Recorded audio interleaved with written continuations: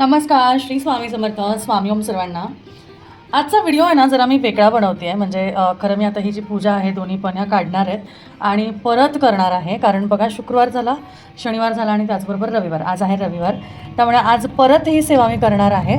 आणि या सेवेमध्ये काल काही ताईंचे प्रश्न होते बरं का. त्या ताईंच्या प्रश्नांचं उत्तरसुद्धा आजच्या व्हिडिओमध्ये घेऊन आलेली आहे. तर त्या प्रश्नांचं उत्तर देता देता मी ही सेवा परत करते आणि तुम्हाला सांगते की नक्की काय आहे आणि कशामुळे आपण हा आजचा व्हिडिओ करतो आहे. तर आजचा हा व्हिडिओ आहे ना फक्त माहिती देण्यासाठी नाही आहे, तर हा व्हिडिओ तुमच्या घरासाठी एक अंतिम इशारा आहे, मी असं सांगेल. ठीक आहे, एक अंतिम इशारा आहे. आता बघा मी ह्याचं जे आहे उद्यापन म्हणण्यापेक्षा विसर्जन केलं आहे. हळदी कुंकू अक्षता वाहिलेल्या आहेत. ह्यातल्या 5 जे आहेत मी कॉईन्स काढून घेणार आहेत. 1 2 3 ह्या कलशामध्ये घालते. 1 2 3 ठीक आहे, 4 आणि 5 कॉईन्स मी काढून घेतले. आता टाकताना परत पुढचे 5 मी घालणार आहे. तर उद्यापन म्हणजे विसर्जन करून घेतलेलं आहे. परत ही सेवा आज रविवारची मी करत आहे.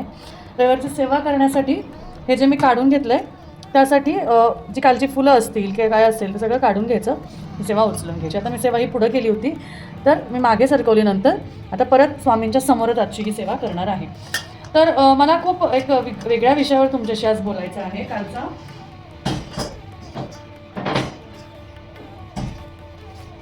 कालच्या एक 2-3 कमेंट आल्या ना, त्या कमेंटनंतर मी म्हटलं की हा जो व्हिडिओ आहे ना हा मला करणं खूप गरजेचं आहे. म्हणजे खरंच खूप करणं गरजेचं आहे की नक्की कुंचम सेवा करायची का गंगाळपात्र सेवा करायची.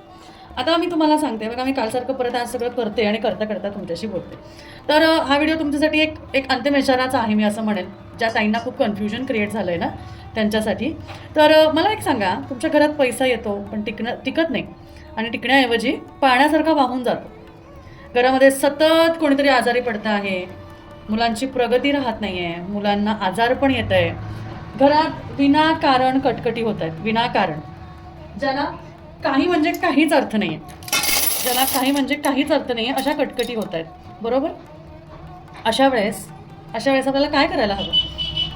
मग नक्की तुमचं उत्तर जर हो असेल ना तर तुम्ही आत्ताच सावधान व्हा आणि समजा की तुमच्या घरातली लक्ष्मी जी आहे ती तुमच्यावर प्रचंड कोपलेली आहे.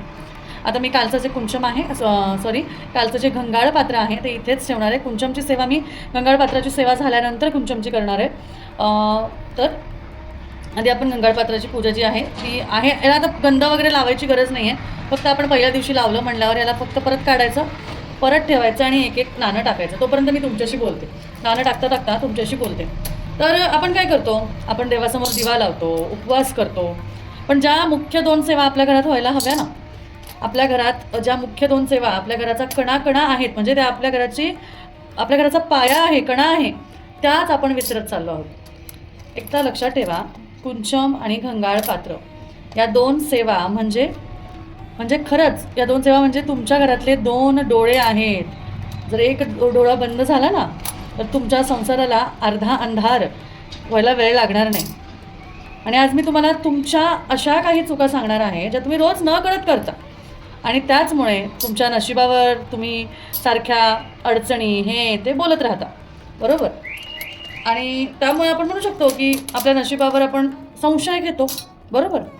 तर एक प्रश्न विचारायचा आहे मला तुम्हाला.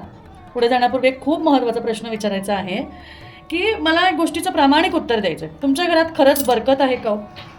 खरंच तुमच्या घरात तुमची तिजोरी अगदी भरलेली आहे का रिकामी आहे? का पैसे येतात आणि निघून जातात? जर तुमची तिजोरी रिकामी असेल आणि तुम्ही कर्जाच्या ओझ्याखाली दबला असाल, आजारपणाखाली दबला असाल, तर आत्ताच्या आत्ता मला कमेंटमध्ये लिहून सांगा की हो ताई, मी खरंच खूप अडचणीत आहे. आणि कमेंट करायला अजिबात लाजू नका. काही कोणी बघणार नाही, कोणी तुम्हाला मदत करायला येणार नाही. कारण जोपर्यंत तुम्ही तुमचं दुःख मांडणं करत नाही ना तोपर्यंत मार्गही सापडत नाही. आणि ज्या महिला या सेवेला हलक्यात घेतात ना किंवा हा व्हिडिओ अर्धवट सोडून जातात, मग तिकडे कमेंटमध्ये जाऊन बडबड करतात, त्यांना भविष्यातल्या भीषण आर्थिक संकटांना, भीषण विचित्र संकटांना सामोरं जावं लागतं. आणि मग येऊन बडबड कमेंटमध्ये करत बसतात. त्यापेक्षा श्री स्वामी समर्थ कमेंटमध्ये लिहा किंवा अडचण आहे की नाही मला फक्त एवढी कमेंटमध्ये सांगा. आणि बाकी संकटांना नाही तर मग तुम्हाला सामोरं जाण्यासाठी तयार राहावं लागेल. आणि हे आज मी ठामपणे सांगते, ठामपणे. ठीक आहे. तर चला, आता पुढची गोष्ट म्हणजे मी तुम्हाला एक गोष्ट सांगते. आता कुंचम सेवा ही बघताय तुम्ही, कुंचम सेवा. बरोबर. कुंचम सेवा म्हणजे काय तर वैभवाचं शिखर आपण ते तांदळाने भरतो. बरोबर. तांदळाने का भरतो? कारण तो समृद्धीचा साठा आहे, समृद्धीचं साठवण आहे ते. आणि इथंच एक मोठा ट्विस्टही तुम्हाला सांगणार आहे. जर तुम्ही फक्त कुंचम भरलं ना आणि विष्णू म्हणजेच बालाजींची सेवा केली नाही ना, तर ती लक्ष्मी म्हणजे ती चंचल लक्ष्मी. आणि चंचल लक्ष्मी म्हणजे काय माहिती आहे ना बरोबर तुम्हाला? पैसा येईल पण तो तुम्हाला सुख देणार नाही, अगदी क्षणिक सुख देऊन निघून जाईल. बरोबर? कारण लक्ष्मी ही चंचल आहे. बरोबर? चंचल लक्ष्मी म्हणजे काय माहिती आहे का? पैसा येतो पण निघून जातो, सुख येतं पण थोड्या काळासाठी असतं. तो पैसा एकतर वादविवादात जातो किंवा दवाखान्यात जातो किंवा कोणाच्या तरी व्यसनात जातो किंवा फालतू खर्चाची माती होते. द साऊथमध्ये तुम्हाला माहिती आहे ना, महिलांना हे सर्व सत्य माहिती आहे. म्हणून त्या कुंचमसोबत घंगाळ पात्राला जास्ती मान्यता देतात, महत्त्व देतात. म्हणजे कुंचमसोबतच घंगाळ पात्राचंही पूजन करतात. विष्णूशिवाय लक्ष्मीला घरात ठेवणं म्हणजे पेटत्या निखाऱ्यावर हात ठेवल्यासारखं आहे. बरोबर? ती लक्ष्मी तुमच्या घरातली सुख शांती जाळून राख करेल. खरं तर आपल्या नवऱ्याची वाहवाही केली तर कुठल्या बायकोला आवडत नाही, याचं उत्तरही कमेंटमध्ये द्यायचं. बरोबर? आता आपल्याला लक्झरी हवी, पैसा, गाडी, घोडा, बंगला, त्याचबरोबर दाग दागिने, भरपूर ब्रँडेड कपडे करा ना, यासाठी कुंचम सेवा करा. पण पैसा असाच येणार आहे का हो? संकट आली तर पैसा निघून जाणार.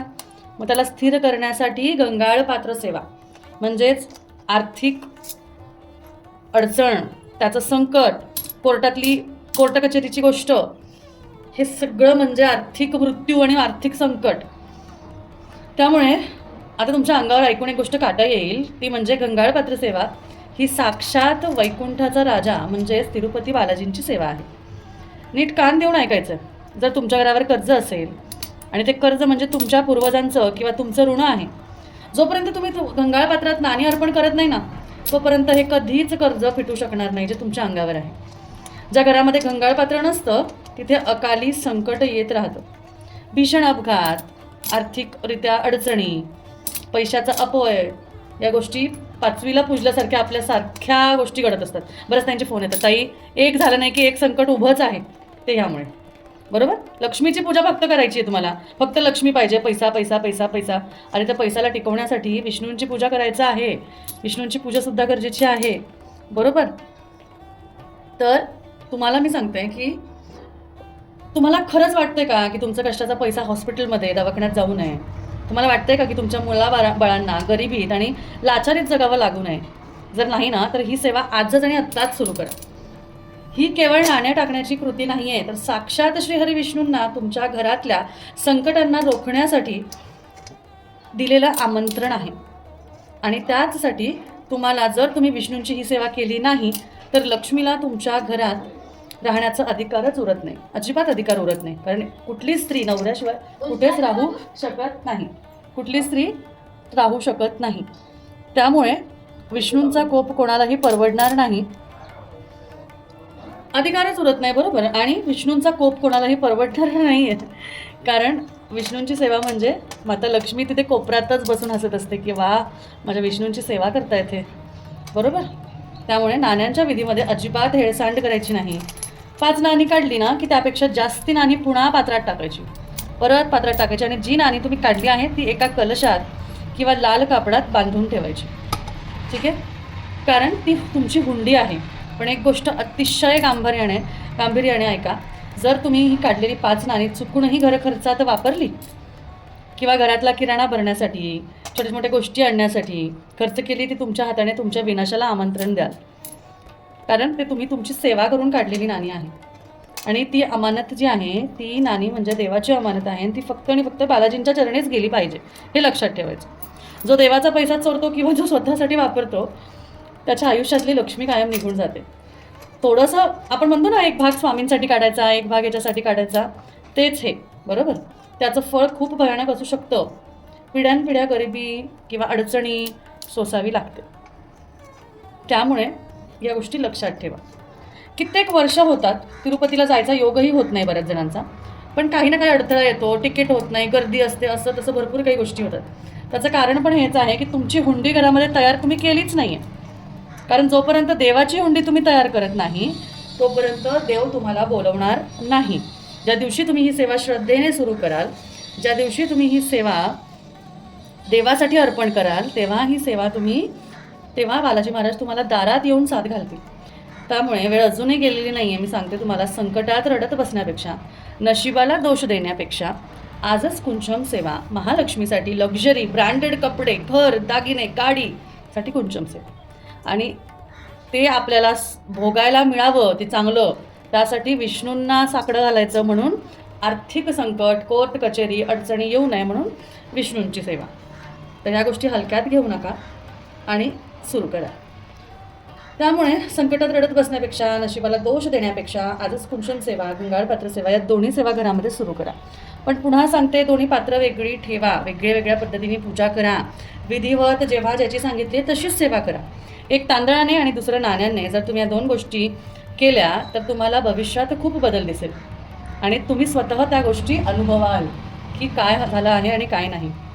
आणि ही गोष्ट जी आहे ना, ही मी खूप आज मनापासून, कारण कालच्या 2 कमेंट ऐकल्या ना मी, तेव्हा मला खूप वाईट वाटलं, विचित्र वाटलं की अशाही विचार करणाऱ्या ताई आहेत आणि खरं त्या कुठल्या तरी कारणामुळे त्रस्त असतील बरं का, म्हणून त्यांच्या मनात असं आलं असेल. त्यामुळे ही माहिती मी तुम्हाला सांगेल की तुम्ही प्रत्येक ताईसोबत, प्रत्येक ताईपर्यंत पोचवा. आणि एका महिलेचा संसार वाचवणं हे दुसऱ्या महिलेचंच काम असतं, बरोबर? आणि हे आपलं कर्तव्य आहे. त्याचमुळे तुम्हाला ही सेवा जी आहे घरोघरी पोचवायची आहे. आणि त्यासाठी कमेंटमध्ये श्री स्वामी समर्थ आणि ओम श्री व्यंकटेश्वराय नमः, श्री महालक्ष्मी बालाजी नमः असं लिहायचं आहे. आणि सर्व ताईंपर्यंत आपली ही सेवा पोचवायची आहे. ही सेवा सगळ्या ताईंपर्यंत पोचवून तुम्हाला त्यांनासुद्धा मदत करायची आहे ज्यांना ह्याची खूप गरज आहे. आणि तुम्हीसुद्धा सेवा सुरू करा. खूप सुंदर सेवा आहे, खूप छान सेवा आहे. त्यामुळे या सेवेला तोड नाही, या लक्ष्मी बालाजीला सेवेला तोड नाही असं मी 100% तुम्हाला सांगते. आणि तुमच्या सेवेचं फळ तुम्हाला 100% मिळेल हेही तुम्हाला सांगते. त्यामुळे लक्ष्मी बालाजीच्या ह्या सेवेला आणि कुंचम सेवेमध्ये कधीच कन्फ्यूज होऊ नका. कुठली करायची कुठली नाही हे विचार करत बसू नका. तर स्वामींची कृपा, बालाजींची कृपा, महालक्ष्मीची कृपा तुमच्यावर कायम राहो यासाठी ही सेवा नक्की करा. तर भेटूया परत. श्री स्वामी समर्थ.